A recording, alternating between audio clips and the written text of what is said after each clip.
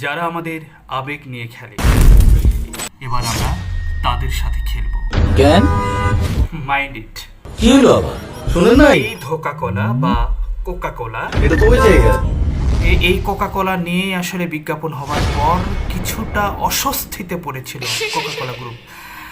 শুধু কি তাই, মানুষের তোপের মুখে এই কোকা কোলার বিজ্ঞাপনটি সরিয়ে নিতে বাধ্য হয়েছে।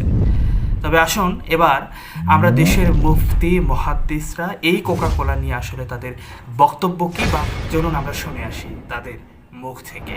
মুসলমানের দেশে আমার ভাইয়ের ভূমিকে দখল করে আমরা তাদেরকে বলতে চাই, ওই লাল পানির ভেতরে আমার মুসলিম ভাই বোনের রক্ত ভাসছে। আমরা সবাই এই ঈদে কোকা কোলা সহ সকল পণ্য বর্জন করি। গ্রামের একজন সাধারণ মুদি দোকানদারের কাছে গিয়ে একজন ভাই একটি কোক বা কোকা কোলা চাইলেন। ভাই এটা কোক দাম তো। পবিত্র দোকানে অপবিত্র জিনিস বেশি না আমি। কোকা কোলা একদম